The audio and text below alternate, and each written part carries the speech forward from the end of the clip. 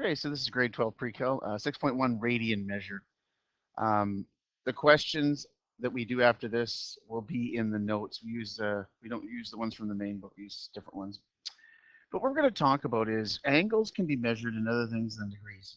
In grade 11 and all the grades before that, we talked about degrees. So what we're going to do is we're going to talk about what radians are now. And radians is a useful measure. You can use on your calculator. You can do the work with it.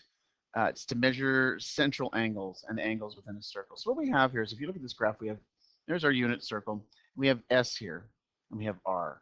Okay, so what we have is R is our radius, of course, and S is the arc length. It's actually the distance of this curve of the circle here. So on the right-hand side here, we do a basic breakdown. We'll get through all the different ones at different steps here, but we want to start with degrees. Like, so if you go look at 0, 90, 180, 270, 360. Well, what we can talk about is we can talk about radians. So at the start, right, the initial arm here, we can talk about at 0 radians. Up here, well, let's go to 180. Right across, we have pi. So pi is halfway, right, around the circle. So if we want to do 90 degrees, well, half of 180 is 90, so half of pi is pi over 2. You go over here to 270, and it's 3 pi over 2. You can think of it this way. The first piece here is pi over 2. And then this is 2 pi over 2, which is just pi. And then this part is 3 pi over 2, which is our 270. And then you can keep going around. You can go all the way around again as another pi over 2. So this has 4 pi over 2, and that reduces down to 2 pi. So basic is 0, pi over 2, pi, 3 pi over 2, 2 pi. And what we're going to do is we're going to be able to convert back and forth between radians and degrees.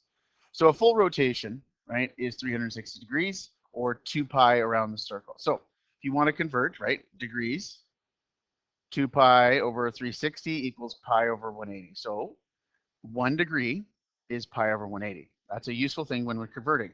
Same thing with radians here. 1 radian is 180 over pi. So if you flip the page, actually, there's a whole bunch of different examples here. We'll talk about how to convert it back and forth there. So 45. We want to convert 45 degrees to radians, so we times it by pi over 180. Well, we get 45 pi over 180, and that reduces down to pi over 4. 90 degrees times pi over 180 is 90 pi over 180. The 90 and the 180 reduce down to pi over 2. 180 times pi over 180. The 180 is reduced down to 1, so we end up with pi.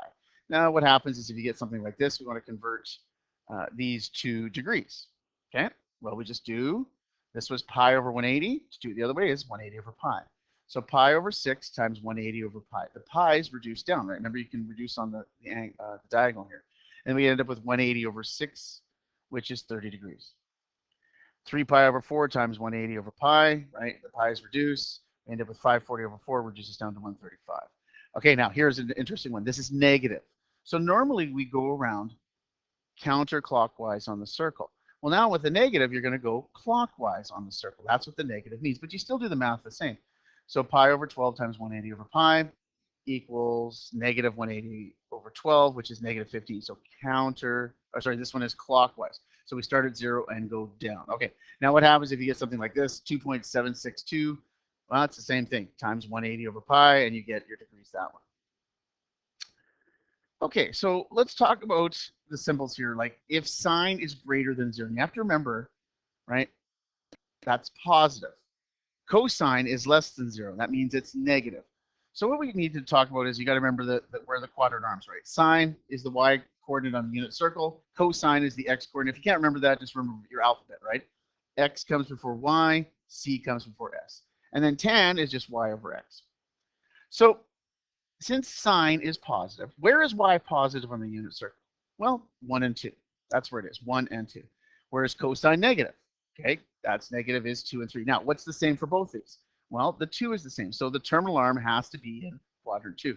And if you remember your unit circle, like all soup turns cold, right? That's the easy way, or the cast method if you want to start down there. But all soup turns cold. This tells you where things are positive, negative. So all are positive in quadrant 1. The only thing positive in quadrant 2 is sine. The only thing positive in quadrant 3 is tangent. The only thing positive in quadrant 4 is cosine. Okay, so now what you can do is, if you look at the notes, there is the next piece of this is the 6.1. It's the Radian Measure notes. And it's exercise 1, degree and radian measure. And the answer keys on that also. You can work through those.